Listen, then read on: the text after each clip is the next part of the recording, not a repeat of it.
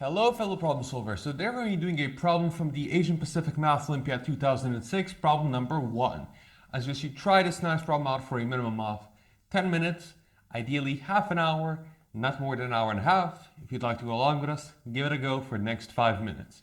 And now without further ado, let's begin. So what do we see here? We see that n is a positive integer, okay? And we need to find the largest non-negative real number f of n, such that for any real numbers a1 for an, with the property that their sum is an integer, there exists some I, sum among them, such that its distance from a half is always greater than or equal to f of n. Okay, so this basically says we're given n, and such that no matter how we pick these numbers, that their sum is an integer, one will have this, there's going to be a minimum distance from a half. Okay, so here if the only thing we really care about is the fractional part of all of these numbers, right? And furthermore, why only the fractional part? Because if you have a sequence with 1.3 and a sequence with 0.3, they both need to satisfy that an AI is greater than or equal to this f of n. It's better to take the one that's closer to a half than the one that's far away from a half. And furthermore, if we have some negative number, like say we have negative 0.3, we can still just add 1 and turn this into a 0.7, to just be closer to a half, right? We can sort of assume we're dealing with numbers between 0 and 1 is basically the point, because those are then closest to a half. And that's sort of what you get when you look at the problem from big picture, like a big pic view.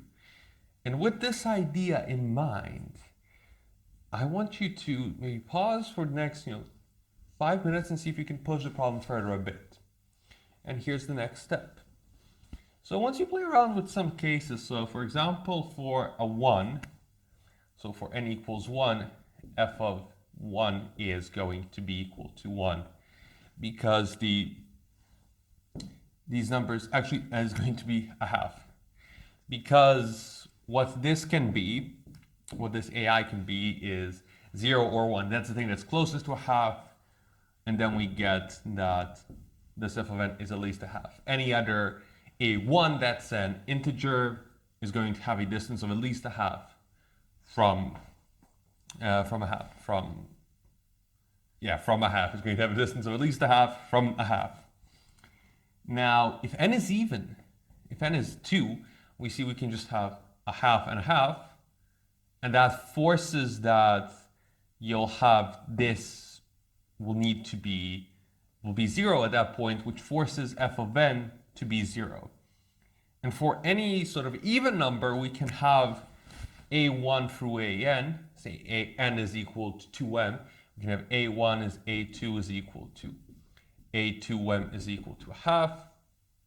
And then we have their sum is equal to m, which is an integer. And the distance from every single one of these to a half is going to be 0. Ergo, f of 2 times m is going to be 0. And now with this step, I invite you to pause for another 15 minutes and go to the odds case, right? We have f of 1. What about f of 3? I hope you've paused. And here's what we have for f of 3. So let's look at it. For f of 3, so the first thing that comes to my mind is let's look at 1 over 3 or 2 over 3.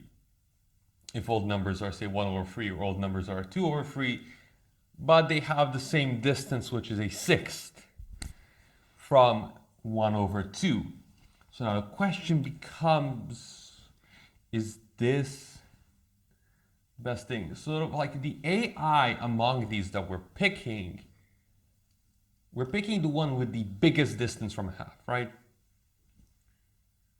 And yeah, so whenever we pick, for any set of these AIs, we're picking the one with the biggest distance, and we're saying, how small can that biggest distance get? Right, that's what f of n is.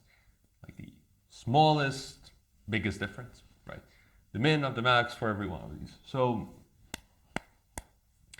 The odds case is interesting. You sort of want to be around a half, is what seems to be happening. Say for a 5, you wouldn't like to have 1 over 5, you'd like to have 2 over 5, 2 over 5, 2 over 5, 2 over 5, and 2 over 5, because that's much closer to a half than 1 over 5 is.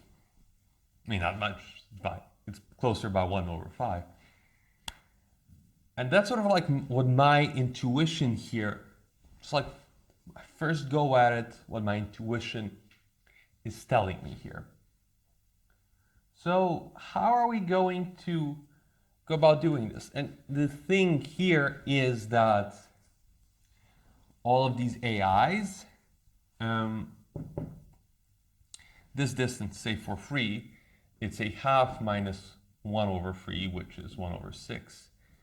For 5, it's a half minus 2 over 5, which is going to be what this is. 5 times 2, 4, 10. It's going to be 1 over 10. So this is what it is for 5. This is 5 times 2.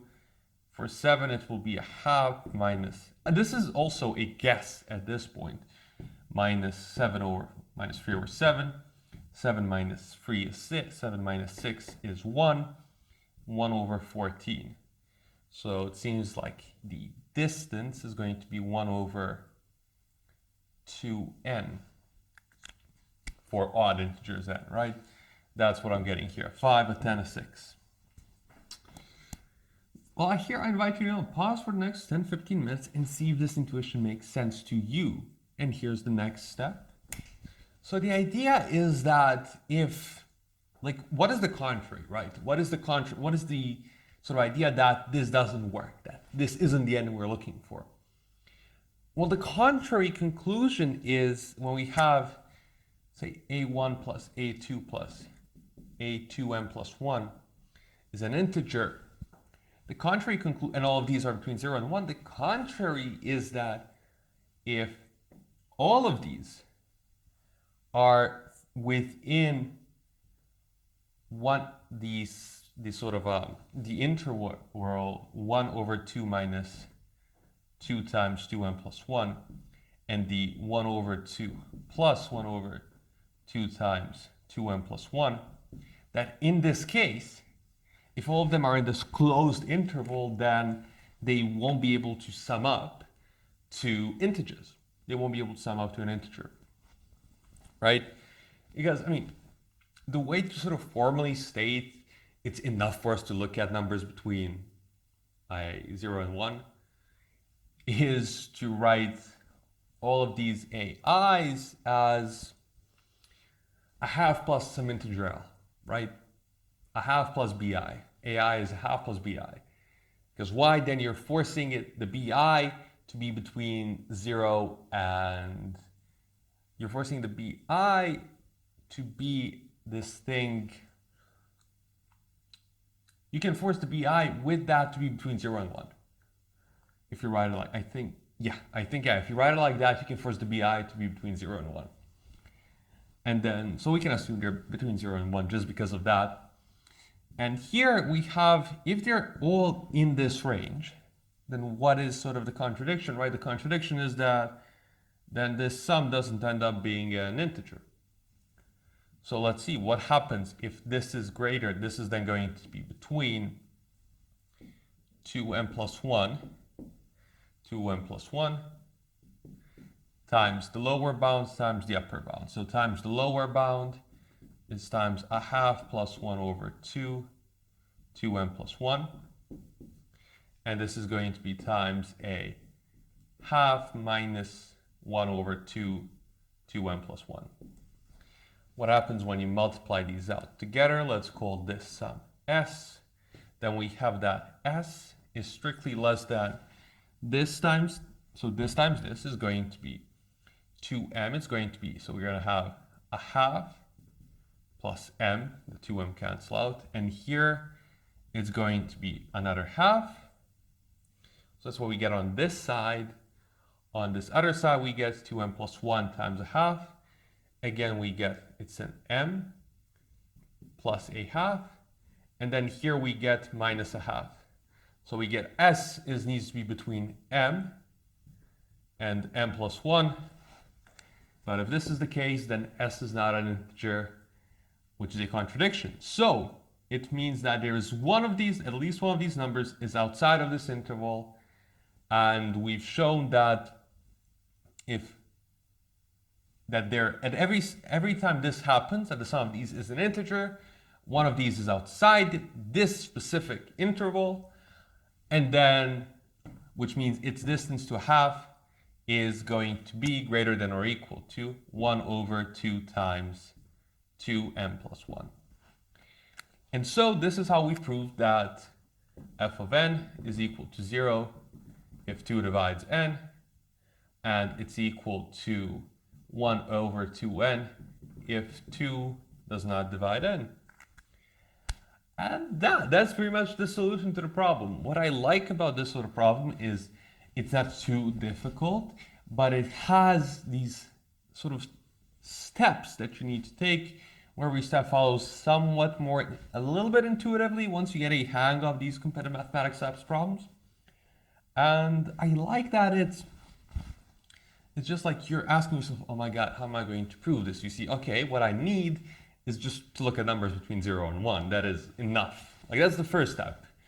And then you see, okay, it sort of makes sense that my best case scenario, I mean, it doesn't necessarily make sense. It's just a guess, an intuitive guess that when all are equal, I'll have this sort of best bound, because there's no difference between a1 as opposed to a2 as opposed to an. And this seems like it's not really, it doesn't change that like that. Might be where the minimum is. And you try it out, you see, okay, you have a hypothesis. Now, what happens if it's not? And then you form, okay, then this needs to happen. Another way of coming to the solution is to say, so this really says that whenever the numbers sum up to 1, there will be 1 in this interval between, in the interval between a half. And the other way is to say, let this be equal to like some, let's call this a k, right? And then what it means that all the AIs are going to be, that they are going to be in this interval from a half minus k and a half plus k, right? That you can get an integer when this happens. And then you see, okay, what kind of integer will you get? Well, you will get a half plus n minus 1 over 2. This is for odd n, minus nk, and then it's going to be a half plus nk plus n minus 1 over 2, right? And this is an integer, this is an integer, and you want it so you're looking at, okay, what is this saying? How can I get a contradiction? I can get a contradiction if I put these two sums to make it so that I get between two consecutive integers. Then I won't be able to form another sum. That's another sort of reasoning to get to k. But this, to me, seems just like a bit more on the intuitive side. And as always, thanks for problem solving.